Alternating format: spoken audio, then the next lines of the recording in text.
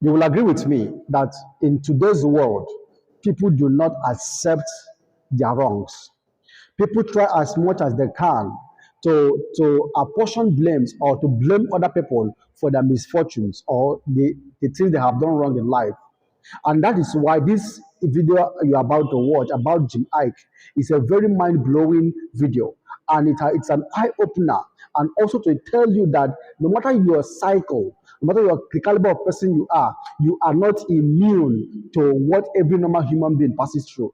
One thing I like about this interview is the ability of Jim Ike to totally accept responsibility for what he termed as his failed marriage, which to many of us, we never knew that Jim Ike was once married and he is divorced by the information he gave us in this video. Okay, but one thing about this interview that is spectacular that we need to learn from is the fact that Jim Ike did not say that the former wife, so to say, was the cause of everything. He didn't say that he was all of a scent than the woman he was once married. Okay, he accepted full responsibility for making that marriage fail. This is one aspect of our celebrities that is very, very, very uncommon. I want to watch this video. After watching it, I want you to tell us what to think about this video. I want to think about Jim I in the comment section. I failed so many times, it's ridiculous, but nobody sees it because you don't understand my pattern. You don't live in my world anymore. Okay, I've had a failed marriage. I've had so many failed. What? Yeah, and then nobody knows that. I have 2, 3 beautiful kids. So how are you gonna know? You can't follow my pattern. You will never understand. Even people that live in my space don't know how I move. I'm telling you, I have my sisters like, hey, which ward are you now? And I'll tell them.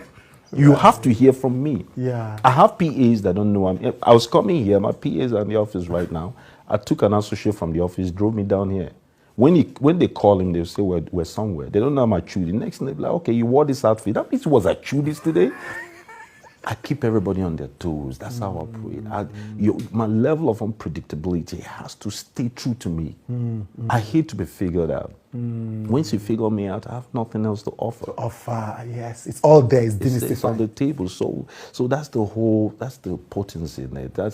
I refuse to be figured out. I refuse to be tamed. I refuse to be that one needs this. That one needs this. I refuse to be figured out. I refuse to be tamed. No, Jimmy, we have to do a master class. I'm not even playing. Because there's so much. Oh my God, there's so much. But it will be malpractice of me. You gave me an exclusive. If I just move on like that. But you were just talking and you mentioned I've had 2 failed marriages, 3 kids. We didn't know. We didn't know. I didn't know you had even been married. I only know your son. How did you first, obviously, what happened with those marriages? Did you learn anything from those marriages? What caused them to fail, and what did you learn from that? I caused them to fail. Oh, wow. Yeah, I'm not the one that will sit down here and berate anybody for my mistakes. The first thing they say to boss up, own up. Yeah, I was there's a part of me that would take the easy route out. Every time I did something mediocre in my life, I always did it when I was emotional. Because I'm extremely, extremely proficient in being deliberate and being strategic about everything I do. So every time I failed, it was because I got emotional. And then I became mediocre. Then I appealed to the smaller man in me, the superficial part, and the part that wasn't emotionally intelligent. I suffered a loss.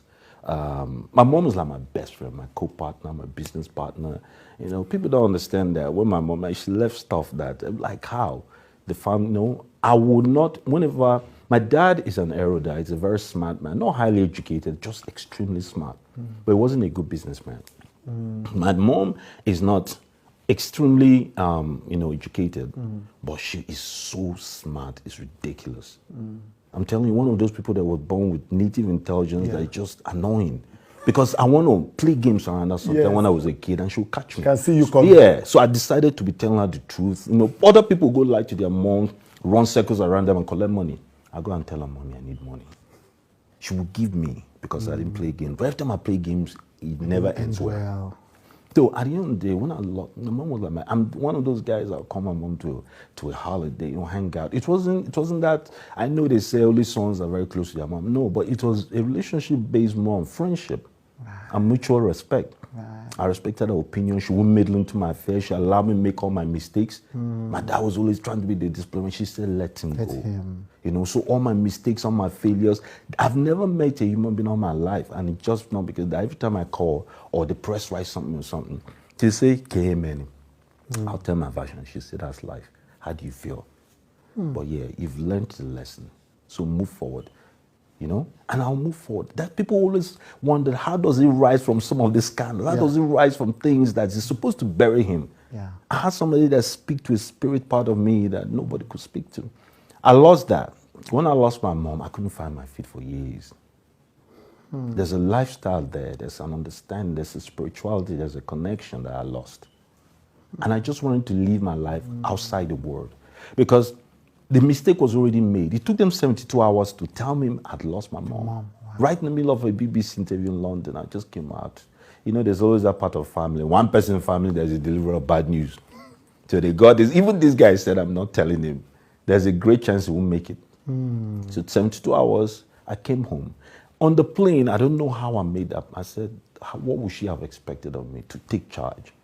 I came, I took charge.